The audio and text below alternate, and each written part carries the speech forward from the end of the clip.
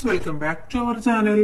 7ാം ക്ലാസ്സിലെ സോഷ്യൽ സയൻസിലെ 6ാമത്തെ പാഠഭാഗമായിട്ടുള്ള ഇന്ത്യൻ സബ് കോണ്ടിനെന്റ് എന്ന പാഠഭാഗമാണ് നമ്മൾ ഇന്ന് ഡിസ്കസ് ചെയ്യാൻ പോകുന്നത്. ഓൾറെഡി നമ്മൾ ഇതിന്റെ മലയാളം മീഡിയം അപ്ലോഡ് ചെയ്തിട്ടുണ്ട്. അപ്പൊ ഇനി ഇംഗ്ലീഷ് മീഡിയം ആണ് നോക്കാനുള്ളത്. ഇതുവരെയുള്ള ബാക്കിയുള്ള സബ്ജക്റ്റുകളും അപ്ലോഡ് ചെയ്തിട്ടുണ്ട്. അപ്പൊ ആവശ്യമായിട്ടുള്ള കൂട്ടുകാർ തീർച്ചയായും പോയി കാണാൻ ജസ്റ്റ് പ്ലേലിസ്റ്റിൽ പോയി കഴിഞ്ഞാൽ നിങ്ങൾക്ക് ഈസി ആയിട്ട് ലഭിക്കും. ഓക്കെ, അപ്പൊ നമുക്ക് എന്തൊക്കെയാണ് ഈ പാഠഭാഗത്ത് പഠിക്കാനുള്ളത് എന്ന് നോക്കാം. ഇന്ത്യൻ സബ് കോണ്ടിനെന്റ്, ഇന്ത്യൻ ഉപഭൂഖണ്ഡത്തെ കുറിച്ചിട്ടാണ് പറയുന്നത്. Okay, 2/3 of the earth we live in are oceans. നാം വസിക്കുന്ന ഭൂമിയിൽ 2/3 ഭാഗവും എന്താണ്? ഓഷ്യൻസ് ആണ് ഉള്ളത്. Though known by many names they are all connected. എന്താണ്? പല പേരുകളിലും അറിയപ്പെടുന്നുവെങ്കിലും അതെല്ലാം എന്താണ്? ഓരോ ഓഷ്യൻസും എല്ലാ ഓഷ്യൻസും ഒരേപോലെ ഇങ്ങനെ കണക്ട് ചെയ്തിട്ടാണ് കിടക്കുന്നത്. The rest of the earth excluding ocean is the land. പക്ഷെ ഓഷ്യൻസ് അല്ലാത്ത ബാക്കി എല്ലാ ഭാഗങ്ങളും എന്താണ്? ലാൻഡ് ആണ്, ഭൂമിയാണ്, അല്ലെ, കരഭാഗമാണ്, അല്ലെ. ബാക്കിയെല്ലാം കരഭാഗങ്ങളാണ്. Like oceans are the land areas connected to each other. ഈ ഓഷ്യൻസിനെ പോലെ തന്നെ ഈ ലാൻഡ് ഏരിയാസ് ഒക്കെ കണക്ട് ചെയ്തിട്ടാണോ കിടക്കുന്നത്? ആണോ? അല്ല. ഓരോ ലാൻഡ് ഏരിയാസും സെപ്പറേറ്റ് ആയിട്ടാണ് കിടക്കുന്നത്. ചിലത് കണക്ട് ചെയ്തിട്ടുണ്ട്, ചിലത് കണക്ട് ചെയ്തിട്ടില്ല. Large land masses are called continents, meaning piece of land. എന്താണ്? വിശാലമായിട്ടുള്ള കരയുടെ ഭാഗങ്ങളെയാണ് നമ്മൾ കരയുടെ കഷ്ണങ്ങൾ അഥവാ പീസ് ഓഫ് ലാൻഡ് എന്ന് പറയുന്നത്. ഇത് എന്തർത്ഥത്തിലാണ്? കോണ്ടിനെന്റ് എന്ന അർത്ഥത്തിലാണ് പീസ് ഓഫ് ലാൻഡ് എന്ന് ഉപയോഗിക്കുന്നത്. A continent is a large land mass containing different physiographic divisions.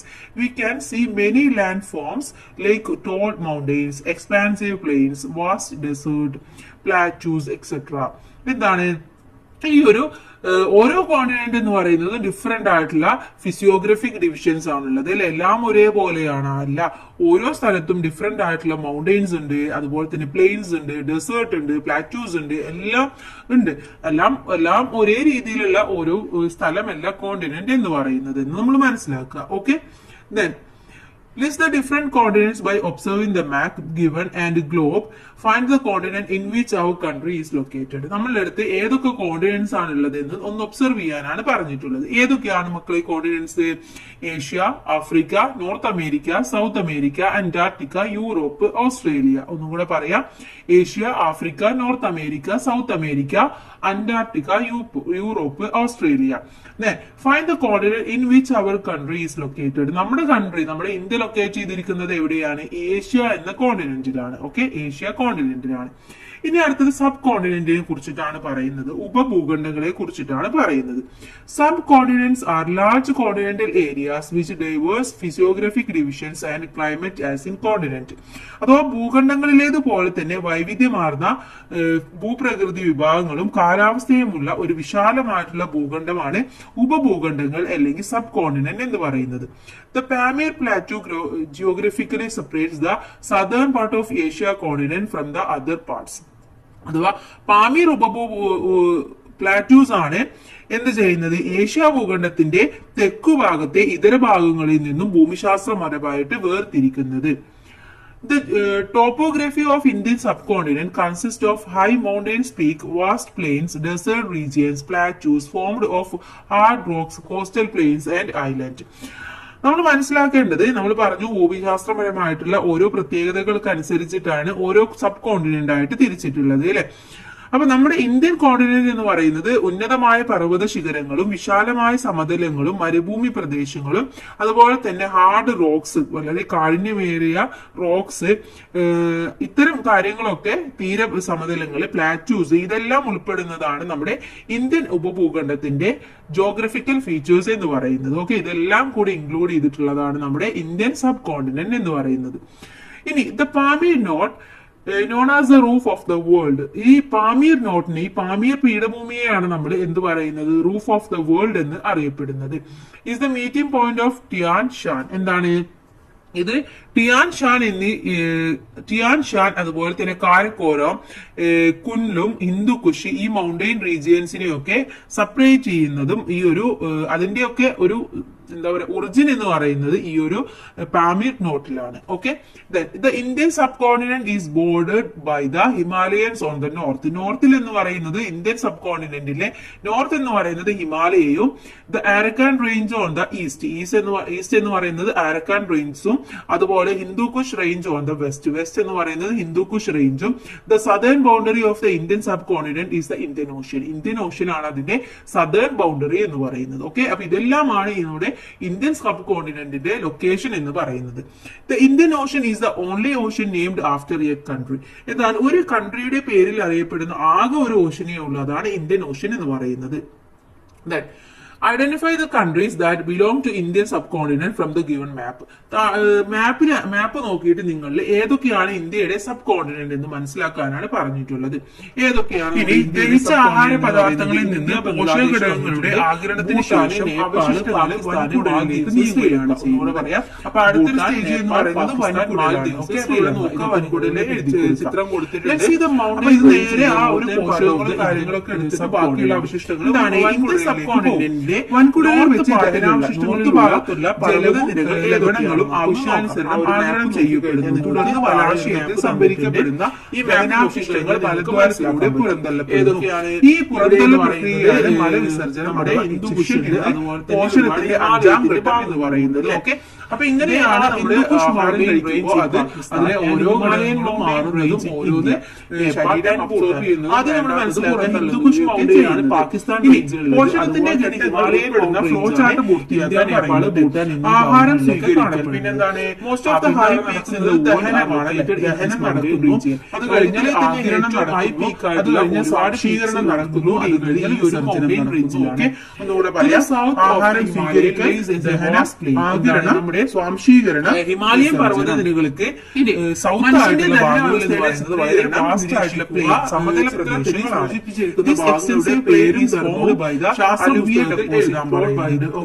അപ്പൊ ഇവിടെ ഓരോന്നും എന്താണെന്ന് പറഞ്ഞു തരാം. എ എന്ന് പറയുന്നത് വായയാണ്, എ വായ. ബി എന്ന് പറയുന്നത് അന്നനാളം, സി എന്ന് പറയുന്നത് ആമാശയം, ഡി എന്ന് പറയുന്നത് ചെറുകുടല്, ഇ എന്ന് പറയുന്നത് ഡെപ്പോസിറ്റ് ഒരുപാട് പറയുന്നത് മലാശയം. ഓക്കെ, ഇനി ഇവിടെ ഓരോന്നിന്റെയും ധർമ്മം എന്താണ് കൂടെ നോക്കാം. വായയാണ്. വായയിൽ ആഹാരം ആദ്യം എത്തുന്നത് വായിലാണ്, ഉമിനീരുമായി കലരുന്നു, പല്ലുകളുടെ സഹായത്താൽ ആഹാരം ചവച്ചെടുക്കപ്പെടുന്നു, ദഹനത്തിന് തുടക്കം കുറിക്കുന്നത് വായിൽ വെച്ചാണ്. ഇനി ബി ആയ അന്നനാളം. വായയെ ആമാശയവുമായി ബന്ധിപ്പിക്കുന്ന ഒരു കുഴലാണ് അന്നനാളം. ഇത് ഫീച്ചേഴ്സുകളാൽ നിർമ്മിക്കപ്പെട്ടിരിക്കുന്നു. ചവച്ചെടുക്കപ്പെട്ട ആഹാരം അന്നനാളത്തിലൂടെ ആമാശയത്തിൽ. ഇനി സി എന്ന് പറയുന്നത് ആമാശയമാണ്. ആമാശയ ഭിത്തിയുടെ തരംഗ രൂപത്തിലുള്ള ചലനം മൂലം ആഹാരം കുഴമ്പ് രൂപത്തിലാകുന്നു.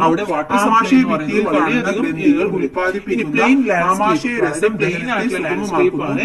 ചെറിയ അളവിൽ ആമാശയ ഭിത്തി ഉൽപ്പാദിപ്പിക്കുന്ന ഹൈഡ്രോക്ലോറിക് ആസിഡ് മാംസത്തിന്റെ ദഹനത്തെ സഹായിക്കുകയും രോഗാണുക്കളെ നശിപ്പിക്കുകയും ചെയ്യുന്നു. അടുത്തത് ഡി ആണ്. ഡി എന്ന് പറയുന്നത് ചെറുകുടലാണ്. ഈ നോർത്ത് പോഷക ഘടകങ്ങളുടെ ആഗിരണം നടക്കുന്നത് ഇവിടെയായിട്ടാണ്. ധനം ഉൽപ്പാദിപ്പിക്കുന്ന പിത്തരസവും ഉൽപ്പാദിപ്പിക്കുന്ന ഭാഗികമായി ദഹിച്ച ആഹാരവുമായി കലർന്ന് ധനം പൂർണ്ണമാക്കുന്നു. ചെറുകുടയിലെ വില്ലസുകൾ വഴിയാണ് നാം കഴിക്കുന്ന ആഹാരത്തിലെ പോഷക ഘടകങ്ങളുടെ ഒരു ആഗിരണം ചെയ്യപ്പെടുന്നത്. ഇനി ഉയരം എന്ന് പറയുന്നത് ദഹിച്ച ആഹാര പദാർത്ഥങ്ങളിൽ നിന്ന് പോഷക ഘടകങ്ങളുടെ ആഗിരണത്തിന് ശേഷമുള്ള വൻകുടലിലേക്ക് നീളുന്നു. വൻകുടലിൽ വെച്ച് ദഹനാവശിഷ്ടങ്ങളിലുള്ള ജലവും ലവണവും ആവശ്യാനുസരണം ആഗിരണം ചെയ്യപ്പെടുന്നു. മലാശയത്തിൽ സംഭരിക്കപ്പെടുന്ന ദഹനാവശിഷ്ടങ്ങൾ മലദ്വാരത്തിലൂടെ പുറന്തള്ളാനാണ് പറഞ്ഞത്. അപ്പൊ ഇതാണ് ഇതിലെ ഓരോ ഭാഗങ്ങളും അവയുടെ ധർമ്മവും എന്ന് പറയുന്നത്. ഇനി അടുത്തതായിട്ട് പോഷണം മറ്റു The Thar Desert is the arid land that stretches northwest of the Peninsular Plateau across India and Pakistan. അടുത്ത താർ ഡെസേർട്ടിനെ കുറിച്ചിട്ടാണ് പറയുന്നത്. താർ ഡെസേർട്ട് എന്ന് പറയുന്നത് എന്താണ് നമുക്കറിയാം, മരുഭൂമിയാണ് അല്ലെ. ഇത് എവിടെയാണ്? നമ്മുടെ നോർത്ത് വെസ്റ്റിലാണ് കാണപ്പെടുന്നത്. പെനിൻസുലർ പ്ലാറ്റുവിന്റെ നോർത്ത് വെസ്റ്റ് ആയിട്ടാണ് ഇന്ത്യയെയും പാകിസ്ഥാനെയും അക്രോസ് ചെയ്തുകൊണ്ടാണ് ഈ ഒരു താർ ഡെസേർട്ട് ഉള്ളത്. In this partially rainfall region the natural vegetation includes കാക്ടി and shrubs. ഇവിടെ എന്താണ്, റെയിൻ എന്ന് പറയുന്നത് വളരെയധികം കുറവാണ്. അതുകൊണ്ട് തന്നെ ഇവിടെ കാണുന്നത് കുറച്ച് കുറ്റിച്ചെടികളും അതുപോലെ തന്നെ കാക്ടി ഇതൊക്കെയാണ് ഇവിടെ കാണപ്പെടുന്നത്. ഈ മാപ്പ് നിങ്ങളുടെ അടുത്ത് ഒബ്സർവ് ചെയ്തിട്ട് എവിടെയാണെന്നൊന്ന് മനസ്സിലാക്കാൻ പറയുന്നുണ്ട്. Indian subcontinental has a long coastal അടുത്തതെന്ന് പറയുന്നത് ഇന്ത്യൻ ഉപഭൂഖണ്ഡത്തിന് ദൈർഘ്യമേറിയ ഒരു കോസ്റ്റൽ റീജിയൻ നമുക്കുണ്ട്. The island nation of Maldives and Sri Lanka and smaller island group such as Lakshadweep and Andaman Nicobar etcetera are the part of the Indian subcontinent. Indian subcontinent പാർട്ടായിട്ടുള്ള അടുത്തതെന്ന് പറയുന്നത് Maldives, Sri Lanka എന്ന് പറയുന്ന ഐലൻഡ് നേഷൻസും അതുപോലെ തന്നെ ഐലൻഡ് ഗ്രൂപ്പ് ആയിട്ടുള്ള ലക്ഷദ്വീപും ആൻഡമാൻ നിക്കോബാറുമാണ്. Okay, then compare the picture and identify the life of the people in the landforms concerned. ഇവിടെ രണ്ട് പിക്ചർ തന്നിട്ടുണ്ട്. ഇത് ഏതൊക്കെയാണെന്ന് നമ്മളൊന്ന് മനസ്സിലാക്കാനാണ്. ഇവിടെ ഒന്നാമത്തെ പിക്ചർ എന്ന് പറയുന്നത് ഫിഗർ 1 എന്ന് പറയുന്നത് അരിഡ് ലാൻഡും ഫിഗർ 2 എന്ന് പറയുന്നത് കോസ്റ്റ് ലൈനുമാണ്. Okay, the Indian subcontinent has a unique climate condition. Indian ഉപഭൂഖണ്ഡത്തിൽ ഒരു കാലാവസ്ഥ എന്ന് പറയുന്നത് വളരെയധികം ഫീച്ചേഴ്സ് ഉള്ള വളരെയധികം യുണീക്ക് ആയിട്ടുള്ള ഒരു കാലാവസ്ഥയാണ്. Although there exists region variation, the climate of the Indian subcontinent is generally known as monsoon climate.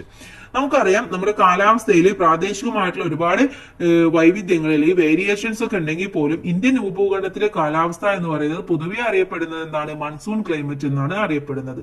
The word monsoon is derived from the Arabic word mausim which means seasons. അഥവാ ഈ monsoon എന്നുള്ള word വന്നിട്ടുള്ളത് Arabic word ആയിട്ടുള്ള മൗസിം എന്നുള്ളതിൽ നിന്നാണ്. മൗസിം എന്ന് പറഞ്ഞാൽ seasons എന്നാണ് അർത്ഥം. Monsoon means influence the climate of the Indian subcontinent. Indian സബ് കോണ്ടിനെന്റിലെ ക്ലൈമറ്റിനെ ഏറ്റവും കൂടുതൽ ഇൻഫ്ലുവൻസ് ചെയ്യുന്നത് ഈ ഒരു മൺസൂൺ വിൻഡ് തന്നെയാണ്. This wind changes its direction according to the season. Seasons അനുസരിച്ച് ഈ ഒരു വിൻഡിലെ വളരെയധികം ചേഞ്ചസ് ഒക്കെ ഉണ്ടാവാറുണ്ട്. The work of Arab traveler and writer Al-Masudi mentioned about monsoon winds that change direction according to seasons. അഥവാ Arab traveller ആയിട്ടുള്ള അൽമസൂദി പറയുന്നത് ഈ മൺസൂണിന്റെ വിൻഡിന്റെ ചേഞ്ചസ് ആണ് എന്താണ് സീസൺസിനെ തീരുമാനിക്കുന്നത്. ഏത് സീസൺസ് ആണെന്ന് തീരുമാനിക്കുന്നതിൽ ഏറ്റവും ഇമ്പോർട്ടന്റ് ആയിട്ടുള്ള ഒരു ഫാക്ടർ എന്ന് പറയുന്നത് ഈ ഒരു മൺസൂൺ വിൻഡ് തന്നെയാണെന്നാണ് അദ്ദേഹം പറയുന്നത്. Okay, during summer solstice, when the position of the sun is over the subcontinent, the air over the land gets heated and rises. എന്താണ് സംഭവിക്കുന്നത്? സൂര്യന്റെ ആ ഒരു പൊസിഷൻ മാറുന്നതിനനുസരിച്ചിട്ട് ഉത്തരായന കാലത്തെ സൂര്യന്റെ സ്ഥാനം ഉപഭൂഖണ്ഡത്തിന് മുകളിലായിരിക്കും എന്നാണ് പറയുന്നത്. അത് മാത്രമല്ല കരഭാഗത്ത് എന്താണ് ഒരു എയർ ഭയങ്കര ഹീറ്റ് ആയിരിക്കും, അത് മുകളിലേക്ക് ഉയരുകയും ചെയ്യുന്നുണ്ട്. Then this moisture laden wind from the ocean blows towards the land and it's rain in many parts of the subcontinent.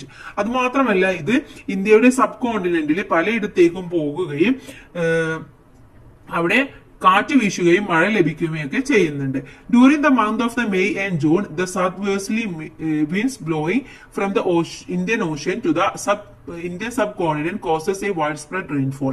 ഈ ഒരു വിൻഡിന്റെ ചേഞ്ച് എന്ന് പറയുന്നത് നമ്മുടെ മെയ് ജൂൺ മാസങ്ങളിൽ എത്തിക്കഴിഞ്ഞാൽ അത് മുകളിലേക്ക് ഉയരുകയും എന്ത് ചെയ്യും? അത് നല്ല മഴക്ക് കാരണമാവുകയും ചെയ്യുന്നുണ്ട്.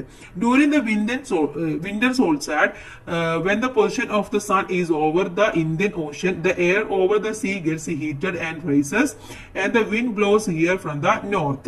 അത് മാത്രമല്ല ഇവിടെ വിന്റർ ആവുമ്പോൾ എന്താണ് സംഭവിക്കുന്നത്? സൂര്യന്റെ സ്ഥാനം ഇന്ത്യൻ സമുദ്രത്തിന് മുകളിലാവുകയും അവിടെ സമുദ്രോപരിതലത്തിൽ നിന്ന് വായു ചൂട് പിടിച്ച് ഉയരുകയും ഇവിടേക്ക് നമ്മുടെ ഉത്തര ദിക്കിൽ നിന്നുള്ള കാറ്റ് വീശുകയും ചെയ്യുകയാണ് ചെയ്യുന്നത്.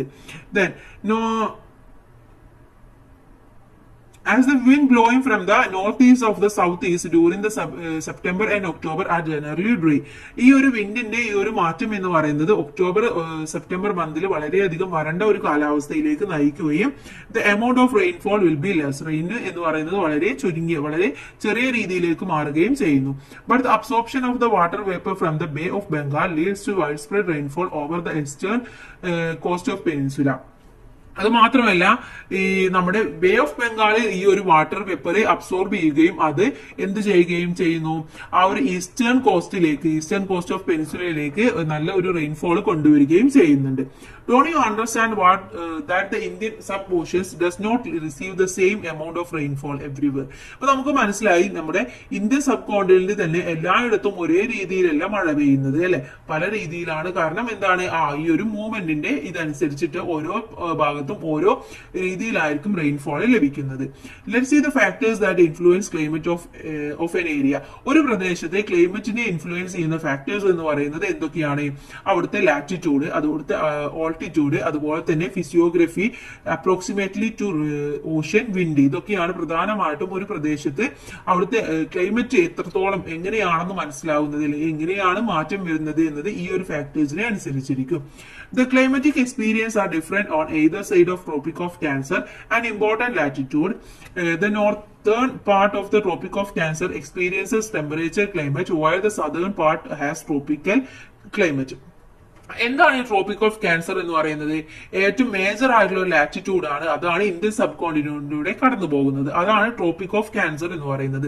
ഈ ട്രോപ്പിക് ഓഫ് ക്യാൻസറിന്റെ ഓരോ ഭാഗത്തും, അഥവാ നോർത്തിലുള്ളതായിരിക്കില്ല സൗത്തിലുള്ളത്, സൗത്തിലുള്ളതായിരിക്കില്ല വെസ്റ്റിലുള്ളത്, ഓരോ ഭാഗത്തെയും ടെമ്പറേച്ചറും ഓരോ ഭാഗത്തെയും ക്ലൈമറ്റും എന്ന് പറയുന്നത് ഡിഫറെന്റ് ആയിരിക്കും. The difference in temperature during the winter and summer season ഈ tropic region is generally moderate. എന്താണ് ഈ ഒരു ശൈത്യകാലത്തും വിന്റർ സീസണിലും സമ്മർ സീസണിലും എന്താണ് സംഭവിക്കുന്നത്?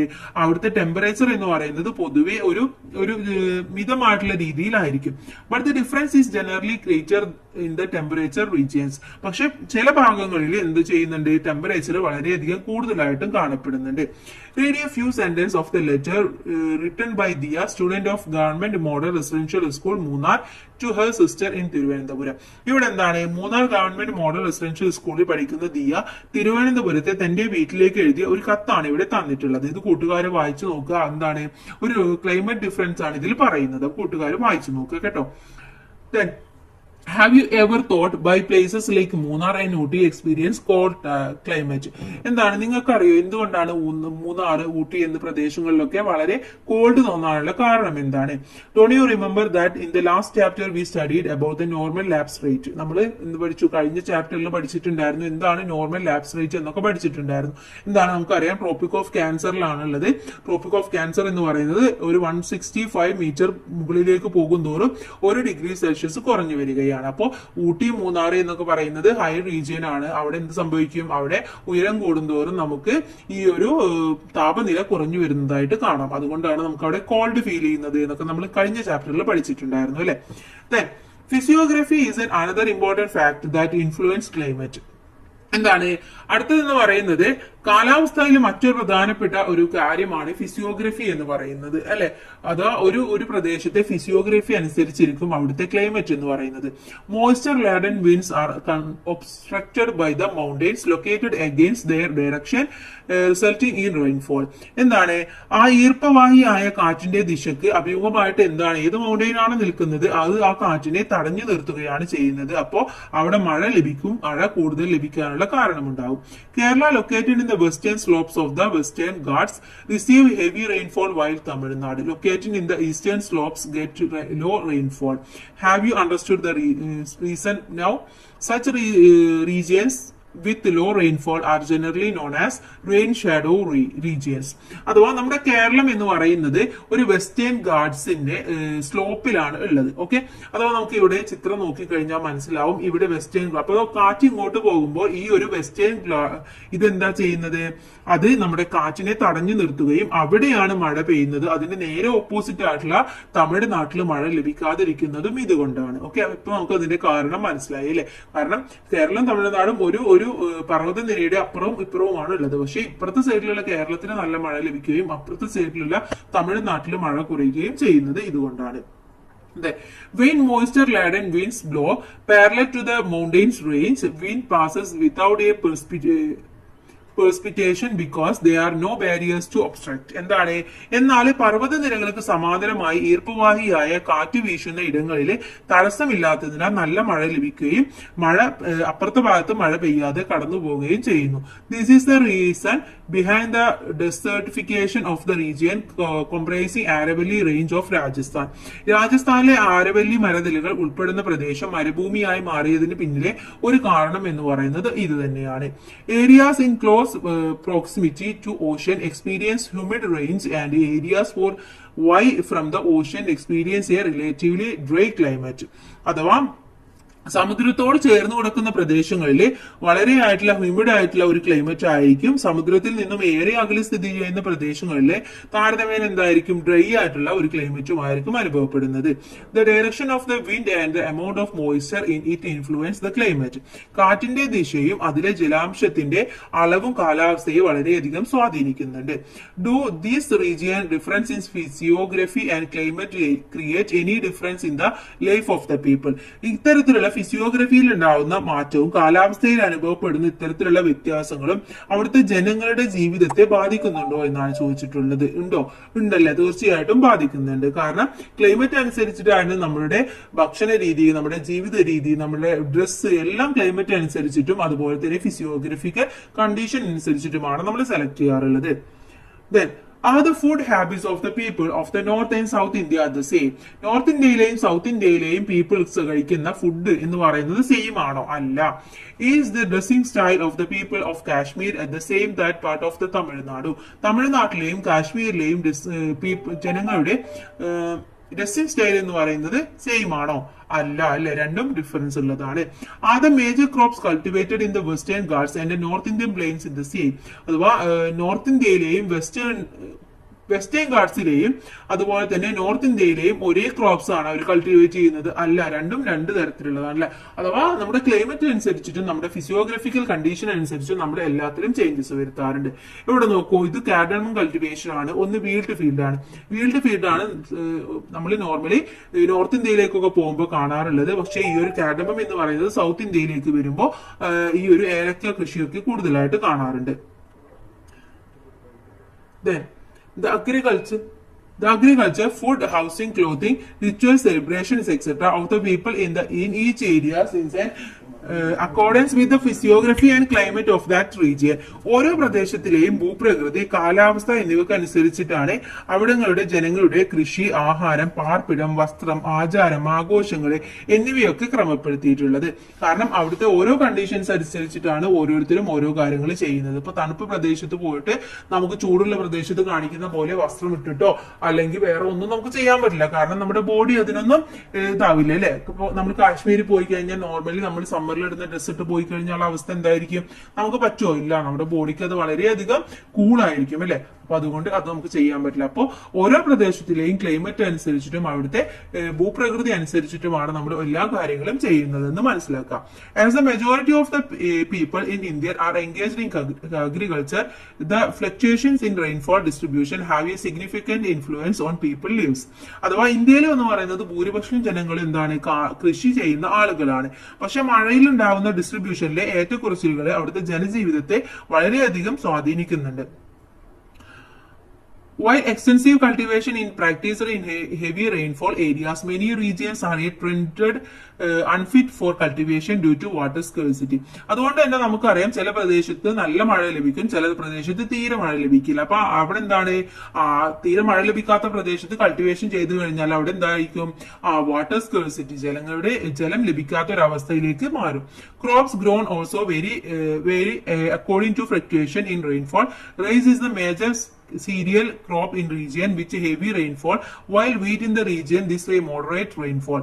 അഥവാ നല്ല മഴ ലഭിക്കുന്ന പ്രദേശത്താണ് നമ്മൾ ഈ ഒരു നെല്ലൊക്കെ കൃഷി ചെയ്യാറുള്ളത്. എന്നാൽ ഒരു ചില സമയത്ത് മഴ ലഭിക്കും, എന്നാൽ വല്ലാതെ മഴ ലഭിക്കില്ല എന്നുള്ള പ്രദേശങ്ങളിൽ നമ്മൾ വീറ്റ് ഒക്കെയാണ് കൃഷി ചെയ്യുന്നത്.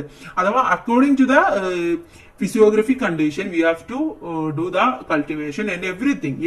Pulses and coarse grains are grown in the region with low rainfall. അതുപോലെ തന്നെ മഴ തീരെ കുറഞ്ഞ പ്രദേശങ്ങളിൽ നമ്മൾ ഈ പയറ് വർഗ്ഗങ്ങൾ, പരുക്കൻ ധാന്യങ്ങൾ ഇതൊക്കെ കൃഷി ചെയ്ത് പോരുന്നതായിട്ടും കാണാം.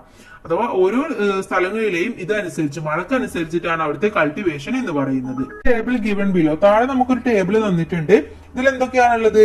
Crop, water requirement, sowing month, harvest month. അഥവാ ഓരോ ക്രോപ്പിന്റെയും അതിന് എത്ര വാട്ടർ റിക്വയർമെന്റ്, എത്ര വാട്ടർ ആവശ്യമായിട്ടുണ്ട്, അതിന്റെ വിത്ത് വിതക്കുന്ന മാസം ഏതാണ്, വിളവെടുക്കുന്ന മാസം ഏതാണെന്നൊക്കെയാണ് തന്നിട്ടുള്ളത്. ഫസ്റ്റ് വൺ റൈസ് ആണ്. Abundant water is needed. എന്താണ്? ധാരാളം ജലം ആവശ്യമാണ്. അതെന്താണ്?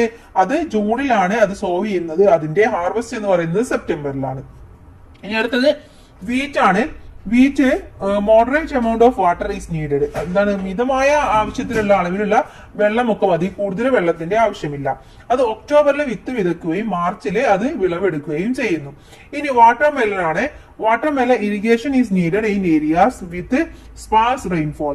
അഥവാ അത്ര വല്ലാതെ മഴ ഒന്നും ലഭിക്കാത്ത പ്രദേശങ്ങളിലാണെങ്കിൽ അവിടെ എന്താണ്, അവിടെ ഇറിഗേഷൻ ആവശ്യമാണ്. അത് ഏപ്രിലില് വിത്ത് വിതക്കുകയും ജൂണിൽ വിളവെടുക്കുകയും ചെയ്യുന്നതാണ്. Okay, did you understand that crops R ground in different seasons? ഇപ്പൊ നിങ്ങൾക്ക് മനസ്സിലായില്ലേ, ഓരോ ഡിഫറെന്റ് സീസണിലാണ് നമ്മൾ കൃഷി ചെയ്യുന്നതും അതിന്റെ വിളവെടുക്കുന്നതും എന്ന് മനസ്സിലായി. There are defined seasons for sowing and harvesting of each crop. ഓരോ ക്രോപ്പിനും അതിൻ്റെതായ രീതിയിലുള്ള വിത്ത് വിതക്കുന്നതും ഹാർവെസ്റ്റ് എടുക്കുന്നതുമായ സമയങ്ങളുണ്ട്, സീസൺസ് ഉണ്ട്. These seasons are known as cropping season. ഇതിനെയാണ് നമ്മൾ ക്രോപ്പിംഗ് സീസൺ എന്ന് പറയുന്നത്. There are 3 cropping seasons in India. ഇന്ത്യയിൽ പ്രധാനമായിട്ടും 3 ക്രോപ്പിംഗ് സീസൺസ് ആണുള്ളത്. First one kharif, rabi, zaid. ഈ 3 ക്രോപ്പിംഗ് സീസൺസ് ആണ് നമുക്ക് ഉള്ളത്. During Kharif season that coincide with the southwest monsoon, crops that required high temperature and abundant water like paddy, cotton, jute, jowar, bajra and tur are cultivated. അഥവാ നമ്മുടെ മൺസൂണിനനുസരിച്ചിട്ടുള്ള തെക്കു പടിഞ്ഞാറൻ monsoon ചേർന്ന് വരുന്ന ഖാരിഫ് കാലത്ത് എങ്ങനെയായിരിക്കും, പ്രധാനമായിട്ടും ജലവും ഊഷ്മാവും ആവശ്യമായിട്ടുള്ള കൃഷികളാണ് ചെയ്യേണ്ടത്. അഥവാ നെല്ല്, പരുത്തി, ചണം, അരിച്ചോളം, ബജ്ര, തൂര തുടങ്ങിയ കൃഷികളാണ് ചെയ്യേണ്ടത്. ഇനി അടുത്തത് the rabi season which begins with the onset of winter during the months of October November is the season for cultivation of wheat, pulses, mustard, etc. that required only moderate temperature and water. The rabi season ends in February. ഇനി rabi season എന്ന് പറയുന്നത് വിന്ററിലാണ്. ഏതൊക്കെയാണ്, October November മന്തിലാണ്. ഇവിടെ പ്രധാനമായിട്ടും wheat, pulses, mustard ഇതൊക്കെയാണ് നമ്മൾ cultivate ചെയ്യാറുള്ളത്. ഇവിടെ ഒരു മോഡറേറ്റ് ആയിട്ടുള്ള ടെമ്പറേച്ചർ ആയിരിക്കും ആ സമയത്ത് ഉണ്ടാവുക. അത് മാത്രമല്ല ഈ സീസൺ എൻഡ് ചെയ്യുന്നത് ഫെബ്രുവരിയിലാണ്. ഇനി അടുത്തത് zaid is the short summer cropping season that begins after rabi harvest. Rabi ഹാർവെസ്റ്റിന് ശേഷമാണ് സെയ്ദ് വരുന്നത്. ഇത് എന്ന് പറയുന്നത് സമ്മർ ക്രോപ്പിംഗ് സീസൺ ആണ്. During this season watermelon, cucumber, vegetables, fodder crops, etc. are grown in areas where irrigation is available. Although there are 3 agriculture seasons in India, regional variation are evident. അഥവാ ഈ സമയത്ത് നമ്മൾ വെള്ളം ഒഴിച്ചു കൊടുക്കാനുള്ള irrigation ആവശ്യമായിട്ടുള്ള crops ആണ് ഉണ്ടാക്കാറുള്ളത്. പ്രധാനമായിട്ടും വാട്ടർ മെലന്, ക്യൂക്കംബർ, വെജിറ്റബിൾസ്, ഫോഡർ ക്രോപ്സ് ഇതൊക്കെയാണ് നമ്മൾ വളർത്താറുള്ളത്. അത് മാത്രമല്ല ഇതാണ് 3 അഗ്രികൾച്ചർ സീസൺസ് എന്ന് പറയുന്നത്. പക്ഷേ റീജിയണൽ വേരിയേഷൻസ് അനുസരിച്ച് ഇതിൽ ചില വേരിയൻസസ് ഒക്കെ ഉണ്ടാവാറുണ്ട്. അഥവാ ഫുള്ളായിട്ട് ഇത് ഈ സമയത്താണ് ഫുള്ളായിട്ട് ഫോളോ ചെയ്യാന്ന് പറയില്ല, ചില സ്ഥലങ്ങൾക്ക് അനുസരിച്ച് മാറ്റം സംഭവിക്കാറുണ്ട് എന്ന് പറയുന്നു. Then let's us see how to classify the major crops grown in India. ഇനി എന്താണ് അടുത്തതായിട്ട് നമുക്ക് നോക്കാനുള്ളത്, ഏതൊക്കെയാണ് മേജർ ക്രോപ്സ് നമ്മുടെ നാട്ടിൽ കൃഷി ചെയ്യുന്ന മേജർ ക്രോപ്സ് ഏതൊക്കെയാണെന്നാണ് നോക്കുന്നത്. ഫുഡ് ക്രോപ്സ് ആണ്. Food crops are classified into 2, രണ്ടായിട്ട് തിരിക്കുന്നുണ്ട്. Cereals and pulses. സീരിയൽസും പൾസസുമായിട്ടാണ് തിരിക്കുന്നത്. In India fine cereals such as rice and wheat, coarse cereals such as bajra, maize and ragi are grown. എന്താണ് മെയിൻ ആയിട്ടുള്ള സീരിയൽസ് എന്ന് പറയുന്നത് റൈസും വീറ്റുമാണ്. അതിനുശേഷമുള്ളതാണ് ബജ്ര, ചോളം, രാഗി തുടങ്ങിയവയൊക്കെ. ഓക്കെ, അപ്പോൾ വീറ്റിന്റെയും ഗ്രാമിന്റെയും പിക്ചർ തന്നിട്ടുണ്ട്.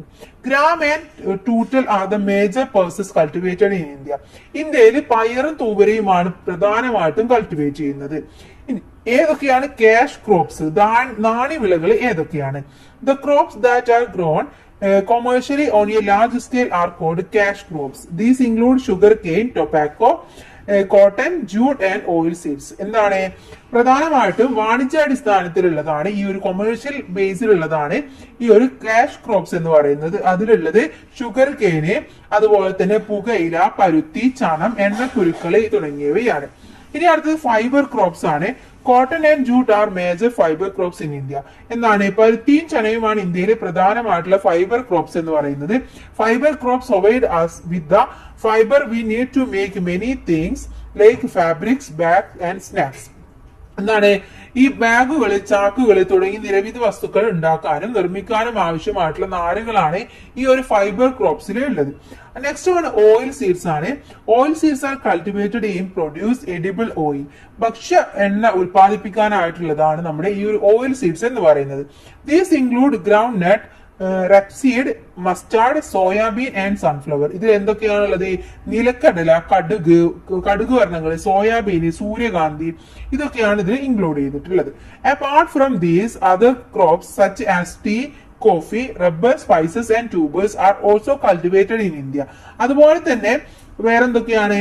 തേയില, കാപ്പി, റബ്ബർ, സുഗന്ധദ്രവ്യങ്ങൾ, കിഴങ്ങുവർഗ്ഗങ്ങൾ, ഇവയൊക്കെ നമ്മുടെ ഇന്ത്യയിൽ കൾട്ടിവേറ്റ് ചെയ്യാറുണ്ട്. Among these many R cultivated as plantation crops. ഇതിൽ പലതും എന്താണ്? പ്ലാന്റേഷൻ ക്രോപ്സ് ആയിട്ടാണ് നമ്മൾ ചെയ്യാറുള്ളത്. Now you know about the different type of crops are all these cultivated in the same way. എന്താണ്? വിവിധ തരം വിളകളെ കുറിച്ചിട്ട് നമ്മളിപ്പോൾ മനസ്സിലാക്കി. ഇവയെല്ലാം കൃഷി ചെയ്യുന്നത് ഒരേ രീതിയിലാണോ? അല്ല, പല രീതിയിലാണ് കൃഷി ചെയ്യാറുള്ളത്. In different parts of the world, there exist various type of farming practices based on physiography, soil fertility, climate, water availability, density of population. എന്താണ്? നമുക്കറിയാം, വേൾഡിലെ തന്നെ, ലോകത്തിലെ ഓരോ ഭാഗത്തും ഫാമിംഗ് നടത്തുന്നത് അവിടുത്തെ ഫിസിയോഗ്രഫി ബേസ് ചെയ്തിട്ട്, സോയിൽ ഫെർട്ടിലിറ്റി നോക്കിയിട്ട്, climate, water availability, density of population, ഇതിന്റെയൊക്കെ ബേസ് ചെയ്തിട്ടാണ് അവിടെ ഓരോ ഫാമിംഗും നടത്തുന്നത്. Extend of agriculture land, value of crops, availability, technology, etcetera. അത് മാത്രമല്ല, അഗ്രികൾച്ചർ ലാൻഡിന്റെ അവൈലബിലിറ്റി എത്രയുണ്ട്, വാല്യൂ ഓഫ് ദ ക്രോപ്സ് എത്രയാണ്, അവിടുത്തെ ടെക്നോളജീസിന്റെ അവൈലബിലിറ്റി എങ്ങനെയുണ്ട്, ഇതൊക്കെ നോക്കാറുണ്ട്. These include primitive subsistence agriculture, intensive subsistence agriculture, mixed farming, extensive commercial gain cultivation, dairy farming, cultivation of plantation crops and horticulture. ഇതൊക്കെയാണ്. അഥവാ നമുക്കറിയാം, ഇത്തരത്തിലുള്ള ഒരുപാട് കൃഷി രീതികൾ നമ്മൾ പഠിച്ചു. ഇത് കൂടാതെ തന്നെ ഇന്ന് വിവിധ തരത്തിലുള്ള ഉപജീവന കൃഷികളുണ്ട്. തീവ്ര ഉപജീവന കൃഷികള്, മിശ്ര കൃഷികള്, അതുപോലെ തന്നെ വാണിജ്യ അടിസ്ഥാനത്തിലുള്ള കൃഷികള്, ക്ഷീര കൃഷികള്, തോട്ട കൃഷികള്, പുഷ്പഫല കൃഷികള്, ഇതൊക്കെ ഇന്ന് നമ്മുടെ നാട്ടിൽ അവൈലബിൾ ആണ്. അപ്പൊ ഇത്തരത്തിലുള്ള കൃഷി രീതികളെ കുറിച്ചിട്ട് നമുക്ക് എന്ത് ചെയ്യാം? In the next chapter we shall discuss the different types of farming in India. ഇന്ത്യയിലെ ഇത്തരത്തിലുള്ള ഡിഫറെന്റ് ടൈപ്പ് ഓഫ് ഫാമിംഗിനെ കുറിച്ചിട്ട് നമുക്ക് അടുത്ത ക്ലാസ്സിൽ അടുത്ത ചാപ്റ്ററിൽ ഡിസ്കസ് ചെയ്യാവുന്നതാണ്.